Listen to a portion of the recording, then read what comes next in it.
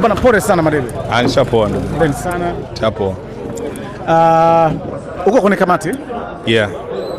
Naomba kupata kitu kimoja. Kumekuwa na mastori mengi sana mtaani. Why msiba umeenda kufanyika Maamur? Kwa sababu mzee ni Muislamu na tulikaa na ndugu akaona kwa sababu yeye alipendelea sana masuala yafanyike katika dini zaidi, ndio maana tukaona tumlete hapa. Kwa hiyo hakukuwa na ajenda nyingine zaidi ya kwamba ndugu na wanakamati waliamua kumleta hapa, kwa maana yani hapa manake itazingatiwa itifaki zaidi ya dini kuliko tukifanya sehemu nyingine. Nafikiri ni hilo. Sawa. Na tukirudi kwenye hali ya kawaida, msiba ulivyotokea na nao tuko tayari kwa ajili ya kwenda kupumzisha, kuna engo yoyote ya uchunguzi kuweza kujua labda ilikuwaje na vitu kama hivyo?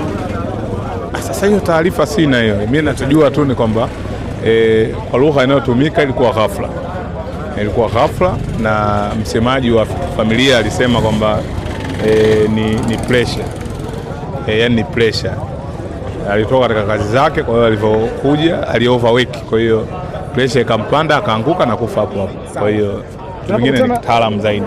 Tunapokutana na kitu kama hiki au kipindi kama hiki tunachopitia, inakuwa ni moja ya mafunzo ya maisha ya kibinadamu. Sasa tusiende kwa binadamu binadamu, kwa sababu sisi bado tuko kwenye tasnia na tunaishi na ndugu jamaa na marafiki.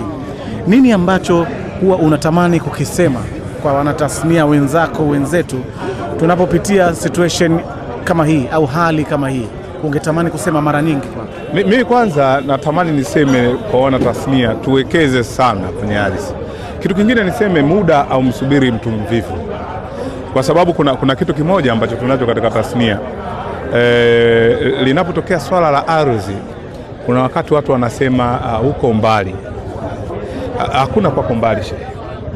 Mimi nimefanya utafiti, nimegundua viongozi wote wakubwa walitokea shamba ndio wakaongoza nchi, na vile vile nimegundua kuna umri ukifika au uhitaji disturbance, unahitaji upumzike na utulie sehemu ambayo ina nafasi. Sasa niwaelekeze na niwaombe, maana sio maelekezo, niwaombe wasanii wenzangu, Dar es Salaam kumejaa.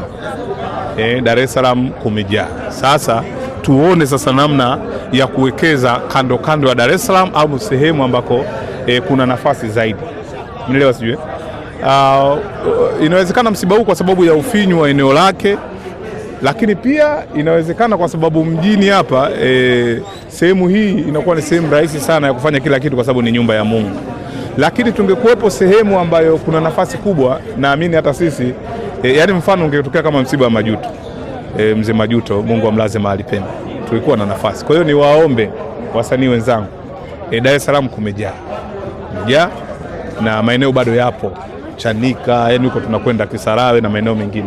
Tutoke nje ya mji tuwekeze sana, ili mradi sasa kama kuna vijana wanachipukia tuwaachie hii nafasi na sisi tukae kule waione elimu nyingine ndani yetu. Kwa hiyo natamani sana niseme wasanii wenzangu, kama Mungu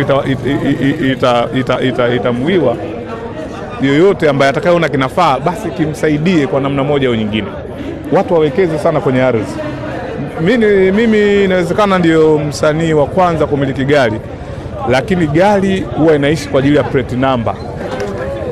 Yani gari hata kama ikiwa mzuri, ikiwa na namba A, the way inashuka thamani. Lakini nyumba namba A ipo Kariakoo, katafute thamani yake.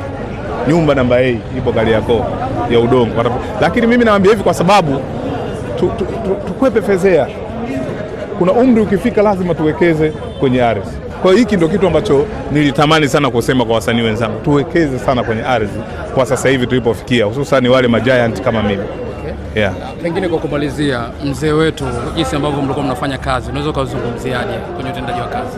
Katika utendaji wa kazi, kwanza naweza kusema kama sio msanii namba moja, inaweza ikawa namba mbili ambaye anaweza kushika script ya haraka na akavaa usiku.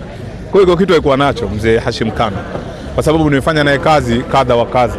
Lakini pili ni mtu ambaye ana nidhamu ya kupitiliza, nidhamu kubwa sana. Na alifanya kazi na kila mtu, ukitaka kujua kwamba ana nidhamu, na kila mtu anamheshimu kwa engo yake. Kwa hivi vitu kupatikana tena kama yeye mwenye mfumo huo, naamini itagharimu muda. Mimi nashukuru sana. Asante sana.